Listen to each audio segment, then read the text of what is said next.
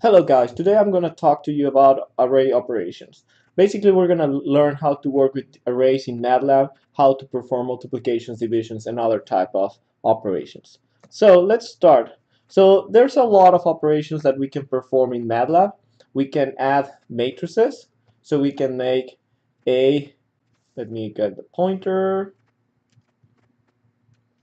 so we can make A equals B plus C, where B and C are matrices, so they're going to be added together. We can make A equals to B plus 3, so the number 3 is going to be added to the matrix or array B. So basically the number 3 will be added to every single element on the matrix. We can perform matrix multiplication, A times B. We can make matrix division, A divided by B and A inverse of B. We'll talk about this later. And we can make matrix exponent, so we can talk about the different things that we can do in MATLAB. So let's start with matrix addition. Let's say we have two matrices, A and B, where each matrix have its own elements. For example, A has the element A11, A12, and so on. And the matrix B has its elements as well, B11, B12, and so on. So what we want to do is we want to add them together. So we create the operation in MATLAB saying C will be equal to A plus B. So we add those matrices together. So what is going to happen, we're going to add the element A11 with the element B11, A12 with the element B12, and so on. So this is basically what we have represented right here on this matrix. Matrix multiplication is defined a little bit different. Basically, it's defined by this equation. This is how we multiply the matrices. So the way it works, if you don't remember, is we want to do A times B. So basically, we multiply row by columns.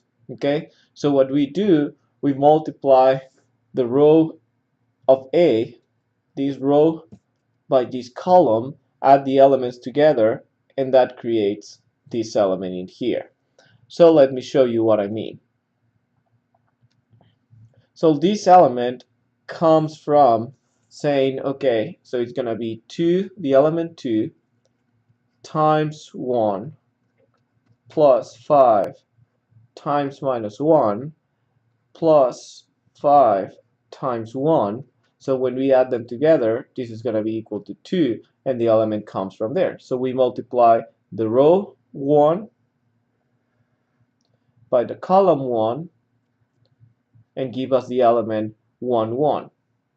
Then we make row 1 by column 2 and we get the element 22. And then row 1 by column 3 and we get the element 1, 3. And then we make row 2 with column 1, row 2 with column 2, row 3 with column 3 to get minus 8, 10, and 7. So how we do it in MATLAB? Oh well, before we go there, you need to be very careful when you're working matrix multiplications because we need to make sure that the matrix have the proper dimensions. So let's say we have the matrix A. In this case, the matrix A was 2 rows, row 1, row 2, and 3 columns, 1, 2, and 3. Whereas B has 3 rows, 1, 2, and 3, and 3 columns, 1, 2, and 3. So in order to be able to multiply A times B, the numbers, if we make A times B, this is basically the number of columns and the number of rows of A and B should be the same or should be equal. The way I remember it is by placing it this way. A 2 by 3 and B 3 by 3, the inner numbers should be the same.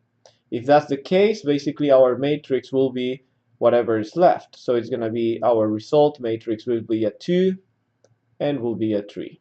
Okay? So how we perform this multiplication in MATLAB? Basically, we create a matrix A, or we define a matrix A, we define a matrix B, and we just say C equals to A asterisk B, and what we get is the result. So let me show you how it looks this in MATLAB. So let's open MATLAB. So here's my matrix A, here's my matrix B. So I make C equals to A times B. So let's show you the example, evaluate the selection, okay? And the result come up to be what we expected. So this is pretty good, pretty easy. So let's move forward. Now we have the inverse operation. So let's talk about this. If we talk about inverse operation, the inverse of multiplication is the division, the inverse of addition, subtraction, and the inverse of power or square, it's a square root. What's the inverse of a matrix multiplication? Well, for that we'll define what we call the inverse matrix. So, with the inverse matrix, basically we're going to define that the inverse matrix will be, if we multiply the matrix A times the inverse of the matrix, what we get is what we call the identity matrix. The identity matrix looks exactly like this. We'll have a ones on the diagonals and zeros everywhere else. Okay, this is equivalent of saying 5, and what's the inverse of 5? 1 over 5. So when you multiply them together, what you get is a 1. But in here we don't get a 1, but we get an identity matrix. So how we do it in MATLAB? Mainly if we define our matrix A, okay, and we want to calculate the inverse of the matrix A, we just say inverse or INV of A, and then this is going to calculate the inverse of the matrix. If we multiply them together, what we obtain is the identity matrix. So let me show you, let's see if I have that as an example. Here it is.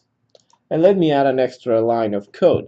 So I'm going to say A inverse is going to be equal to the inverse of A, and then A times A inverse, and we'll see what it's going to be equal to. So just show you that it's basically the identity matrix. So I select, evaluate the selection. So here you have, here's the inverse of the matrix, and when we multiply them together, what we get is the identity matrix. So this is pretty simple, pretty easy to do. So it is good to have in MATLAB, and it will help us when we are solving system of equations. Matrix powers, how to calculate a power or an exponent of a matrix. So if we have the matrix A and we make A square, basically what we're doing, we're making A times A. So we're multiplying this matrix by another matrix that is exactly the same, 1, 2, 3, 4. So we do row by columns. So it's row by columns gives us 7, row by columns gives us 10, row by column gives us 15, row by column gives us 22. So pretty simple, nothing really that difficult. So let's see if I have an example of that. Here you have. So we have multiple examples, basically A square. So evaluate selection. Let me go to the top. So my matrix A, 1, 2, 3, 4. Here's A square. This is the whole matrix for A square. Here's the matrix for A cube, A4, A to the power of 4. And I'll touch into this case where we have the A dot square and A dot 4. We'll cover it different. You can see the matrices comes a little bit different. So these will work as I show you, the same for A cube and A to the power of 4. Now there's a different operation, or when we have the dot. When we have the dot is what we call the element by element operation. So what it means, basically we're going to grab the matrix A, okay, and each element will be squared. So the number 1 will be squared, the number 2 will be squared, the number 3 will be squared, and 4 will be squared. This is completely different from A times A. Now, if we make A element by element power of 4, each element will be basically made to the power of 4. So that's exactly what we had on our previous example in MATLAB. So we have power of, so we have 1 square is 1, 2 square is 4, 3 square is 9, 4 square is 16, and then to the power of 4, here we have the numbers. Okay? Determinants are very useful to solve system of equations, and a determinant is basically a scalar computed from the entries in the matrix. Okay? It has, as I told you, multiple applications, basically to calculate the inverse and solve system of equations. So how we calculate the determinant in MATLAB? it's very simple. Let's say we have a matrix A given like this, it's a 3 by 3 matrix. So if we want to calculate the determinant, we just say determinant of A, and the result will be a 10. So if we go back to MATLAB, here's our matrix, select, well, let me clear the workspace and the command window. So evaluate selection, oops, wrong one. Evaluate selection, so there you go. The matrix created, determinant of a matrix, it's equal to 10. So hopefully you remember how to calculate the determinant. This is how you do it in MATLAB. Okay, then let's talk about the element by element operations. These are the operations similar to the square that I show you. There's element by element multiplication, element by element division, and element by element square or exponent. On the element by element multiplication, basically what happens is, as the name says, we multiply the matrices but just element by element. So the element 4 gets multiplied only by 1, the element 7 gets multiplied by 0, and the element 3 gets multiplied by 2, and whatever we get from that multiplication, it's placed on the same position. Okay? So we do that for all the elements, and basically that's the element by element operation. Then we have the element by element division. Same concept applies. So if we make B divided by B element by element division by A, so what we have is B divided by A, so it's going to be 1 divided by 4, so it's going to be 1/4. 0 divided by 7, we have 0. 2 divided by 3, we have 2/3, and we can keep doing it till we're done. We need to be very careful. If we make A element by element division of B, we're going to have a problem because we're going to get 7 divided by 0, and that will give us an undefined number in MATLAB. So let's look at the example really quick and show you how this works. So here we have basically the operations element by element multiplication and division. Let me clear clear the workspace and the command window, and let's evaluate the selection. So evaluate, and here's our matrices, so you can see the element by element multiplication and the element by element division. Nothing really that difficult or hard, it is just the way we can work element by element operations in MATLAB. Now, how we use these to solve system of equations? Let us assume we have the system of equations of 3 by 3. So we have these equations and we want to solve it. So how we do it in MATLAB? Basically, the first thing we need to do, we need to define the matrices, like in linear algebra. So from the equation, we extract the coefficients. So it's going to be 3, minus 1, and 1, 2, 3, and minus 1, and then minus 1, 2, and minus 1. That will give us the coefficient matrix. So that's exactly what we have right in here. Then our vector x that has the variables x, y, and z. Okay, and finally our solution vector that is nothing else than the solution 10, 5, and 1. So we created our vector, basically our matrices and vectors. So what we have is basically the expression that we have in here can be represented as A times X equals B in terms of matrices. So this is the equivalent. So how we solve the system? Well, let's look back into basic algebra. Let's say we have something like this. 5x is equal to 10. Okay? How we find the value of x? Really simple. 5x divided by 5. We divide both sides by 5. So this is going to be equal. This is going to give us x. It's going to be equal to 2. So that's what we have in here. So how we do it with matrices? Well, we can say A times X equals B. How about if we divide by A, so it's going to be A X divided by A. Oh, a little bit ahead of myself.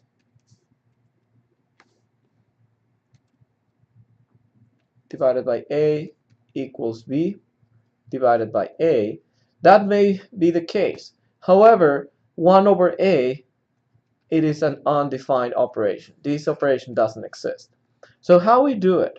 Instead of dividing by a, what we do, we multiply by the inverse. Okay? So what we do, we say, okay, so it's going to be the inverse of a times x equal to the inverse of a times b.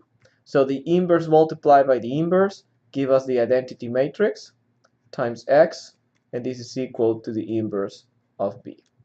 Okay, so now we have that basically to solve the system of equations, x will be equal to the inverse of a times b. So that's mainly what we have in here. So we apply the inverse and we find it. So this is a useful way to run it in MATLAB. So let me show you how it works.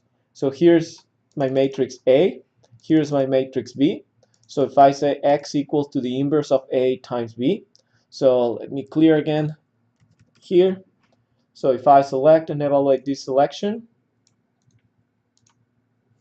there you go. I enter my matrix A, my matrix B has been also entered, and here's my result. My result for x, basically, or x is equal to -2, y is equal to 5, and z is equal to -6. So pretty easy, pretty simple. So how we use this? Well, it will help us to solve, for example, circuits like this, in which we use mesh current method to find the equations for I1, I2, and I3, and then we can build a system of equations. So you can see here we have the coefficients for our matrix A. Here's the first set of coefficients, the second set of coefficients, and the third set of coefficients. So by having these coefficients, basically we create our matrix matrix A, and here our solution vector will be that one, and then we have I1, I2, and I3, our vector x. So here we have our matrix A, our vector B, and our solution basically will be the inverse of A times B. So if we assign values to R1, R2, R3, R4, and R5 and B1, we can apply the equation x is equal to the inverse of A times B, and we get the result. And we solve the circuit really easy in MATLAB. Another way to do the inverse, I don't recommend this one. It's basically this. If you apply A backslash B, basically this backslash represents that you need to calculate the inverse of the matrix on the left. So in this case, the inverse of A. So you can try the previous example and see that actually works. So that's pretty much it for today on how to solve or how to use matrices to solve system of equations in MATLAB. If you have any questions, please stop by my office, and I hope this will be useful for you. Have a nice day, guys.